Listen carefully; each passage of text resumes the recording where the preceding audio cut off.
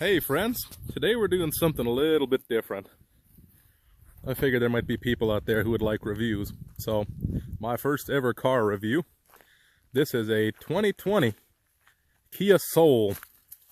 Back end doesn't look like much to me, but I quite like the way they look in the front, but that's just personal opinion, I suppose. Now, something with a lot of these newer cars is the way they have the headlights in the front.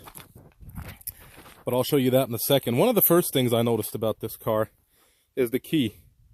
Most cars nowadays, a lot of them, they've got just keyless start already. I mean, shoot, even the older Tauruses and stuff have that, but for some reason this one's still got a big key. So that was kind of an annoyance to me. I figured a car this new and fancy should have keyless entry, but it does not. The second thing is the way the buttons are laid out. The lock button, the unlock button. I mean, in the dark, how would you ever know which one to hit unless you memorized all this stuff? That's kind of stupid. Why not just keep them on the face, one side or the other? That was a little strange to me. But that was one annoyance that I had with this car. We quite like it, actually, otherwise. I mean, it drives great. Let me show you a little bit about the headlights. You get in, if you have it set, it gives you a little welcoming tune. And you can turn that off if you'd like. But the interior is quite spacious. It has Android Auto, Apple Play, or whatever they call it, all that stuff. But I don't much care for that setup. It's not that simple to use, and you cannot have Bluetooth and Android Auto hooked up at the same time. But something that I thought was pretty cool, they've got a charging port. They got a charging pad for your wireless chargeable phones right there. So you lay your phone in there and it charges it. I thought that was pretty sweet. And then of course you got another outlet there, one charging port, and then one port in there for actually connecting. I like how quick it connects to my phone. Actually, that part is great. But here, I was going to show you the lights. So when you turn the lights on, the running lights are super bright. Actually, if you leave it on automatic. There we go. I thought that was pretty sweet, how bright those running lights are. You can't really tell in the picture, but it's pretty amazing how bright those running lights are. But then, nowadays, a lot of the cars now, they're putting the headlights down here instead of up here. I don't know how I feel about that. But anyway, this one's got the headlights there, and then of course you got your fog lights down below. And it's got good lights. Like most lights nowadays, high beams is just a shutter that slides up. And this car is very well equipped. As you can see, it's got lane departure, blind spot monitoring, auto start, stop. When you come up to a stoplight, it automatically shuts off. A lot of people hate that feature. I don't mind it. It's a little more annoying in this car because this car has a CVT transmission, and it makes it a little different. It's like you have to wait a second before you can take off. And then, of course, your traction control button and your dimmer switch.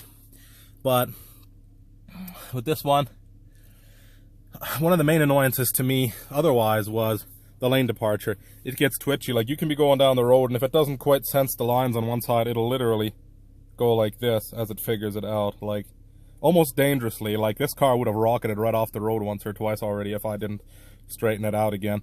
But the steering, the main thing is the lane departure doesn't work as well as I think it should do. Let's say you've got a line on either side, and that little thing will show you there. If you have a line on the left, but not one on the right, it will take off to the right rather than hugging the line to the left, which is stupid to me because, I mean, if you have a yellow line on the left, why not just hold the line? I mean, it's going to keep you in your lane, right? But for some stupid reason, this thing doesn't do that. It'll take off to the right. About half the time, it seems to take off to the right as if it's looking for a line, and that's very annoying.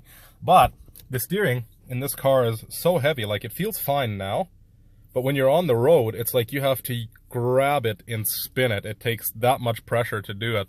Even if you have your lane departure off, it's quite heavy steering. That makes it very annoying. Even if you don't have lane departure on, it's so heavy that you kind of want to turn it on for that reason alone.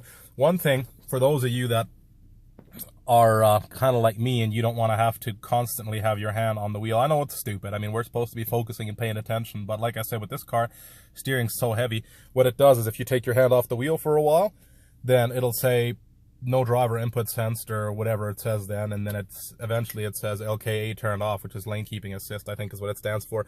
Now, if you put it to this mode, like you've got this here, this cycles through your info screens, and it'll go to your settings and your fuel economy. That's another thing I love about this car. That is our average, 36 miles per gallon. It is excellent on fuel, actually, for a little almost 3,000 pound car with only a 2-liter in it. It's excellent on fuel. But if you just have it on this page here and say you're just cruising along, watching your speed or whatever, and you don't have your hand on the wheel, it'll very, very quickly say, after even 20, 30 seconds, it'll say no input detected, and after a bit it'll shut it off. And I find that if you have it on this mode, actually in the lane keeping assist mode, then it'll actually take up to twice as long to give you a notification or to shut off LKA. So that's just a point I figured I'd make. Like I said, options, it's pretty well equipped. I mean, of course, you got your air conditioning. I would have figured this car had at least automatic climate control already. It does not, which is kind of strange because it's a very simple feature. But that was a disappointment. No auto climate control, and this is an EX and it's well equipped. The audio system isn't great. We had a Kia years ago, like 15 years ago, a new Kia had a better audio system than this thing does. Like a 2005, 2006 Kia Spectra, I think it was, that we had, and it had a better audio system than this thing does. And it's got heated seats, heated steering wheel, drive mode. I mentioned the transmission earlier. This is a CVT transmission. So you put it in drive. Now if you slide it over to sport shift, it puts it in a sport mode supposedly, but then you kick it up one, then it tells you what gear you're in. One. It keeps it in 1 now, but it is a simulated 8-speed. Now, it acts like an 8-speed. It's a CVT, but it pretends to be a conventional automatic, and that's kind of strange, actually, almost annoying, to be honest with you. I find that it doesn't matter if you're in auto mode, just regular drive, or sport mode, or whatever. It will bounce the RPMs. It'll go up, and, it'll just kick back down as if it's shifting gears. It's kind of dumb, I think. Why not just hold it there? But they want people to think it's an automatic. But one cool thing I noticed is even on the highway, you can be cruising along at 60 miles an hour, 100k, or even 110, 70 miles an hour, and the RPMs will be typically right around 2,500 or so at let's say 70 miles an hour, and you can kick it over to S and then kick it up to 7 and then 8 on the screen. Instead of showing you 1, it would do 7 and 8, of course. And it'll actually drop the RPMs down even further. So you can lower your RPMs. Normally, if you just leave it in drive, it'll hold 2,500 or so, 2,500 to 3. And if you kick it up to 7 or 8, the RPMs will drop down to 25, 22, or even 2,000, which I thought was a pretty cool feature. You can actually lower your RPMs on the highway by shifting up manually, and it will hold that ratio. Even though it is a CVT, you can go full throttle, the RPMs will not change. It has no power, of course, and you can't accelerate to pass cars like that. But if you wanted to hypermile, for example, you wanted to get really good fuel economy, that is something that you could do. That's something that I do regularly, as I shift it up to 8. And it works great, actually. I quite like that feature.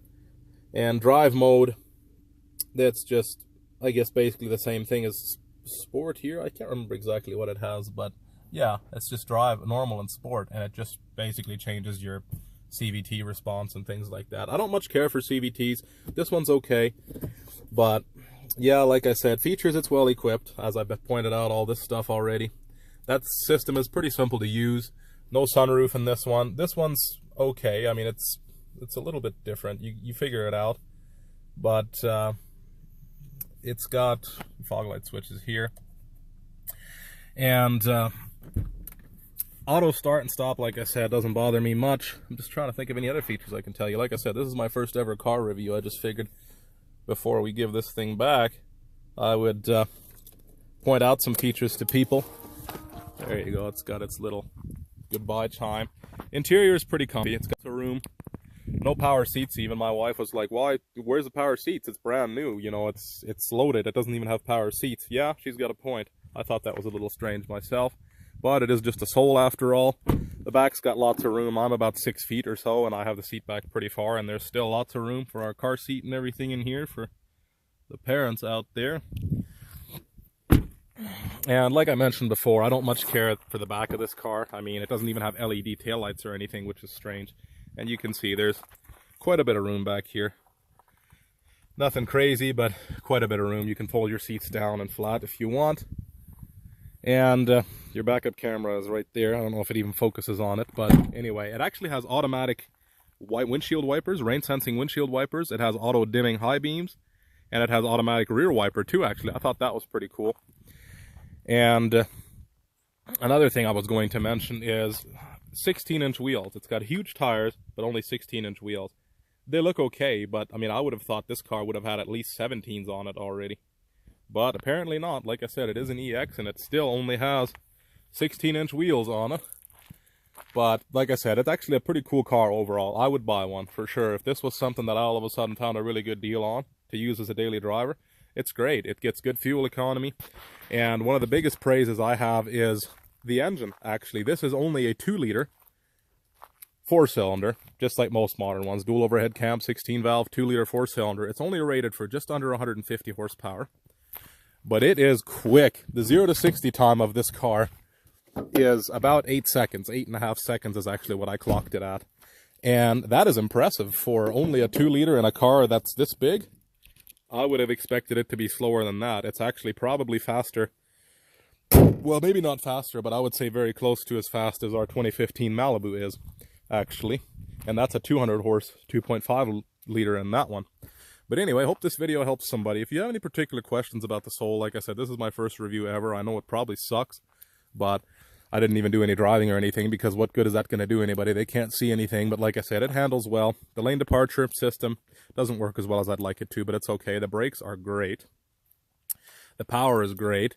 The CVT, it's okay. It's not bad for a CVT. It's definitely one of the better ones I've tested. And lots of room. Like I said, it's fairly comfortable. Some of the options are strange. The key fob is strange. And it doesn't have the keyless, push button start or anything like that. It doesn't have factory remote start, which is kind of strange. But all in all, pretty cool car. If I had to rate this thing just in general as a daily driver compared to even a Dart, for example, or anything like that, this thing is almost as good on fuel as our Dart is, and our Dart is excellent on gas. Same style, 2-liter 4-cylinder in the Dart. I think it's rated for 160 horsepower, and it does 0 to 60 in no faster than this thing does, for sure. I bet you if you put them up side by side in a drag race, the Kia would probably win. And the fuel economy is still the same. I would, without hesitating, take the Kia every day of the week. I would rate this car probably a solid 7 or 8 on a scale of 1 to 10 for a little commuter car like it is. Lots of room, good all around. They didn't offer them with all-wheel drive, which is kind of unfortunate, but of course if they did, you would have lost 5 miles per gallon probably. But all in all, excellent car. Like I said, if you have any questions, feel free to ask, and as always, may God bless you.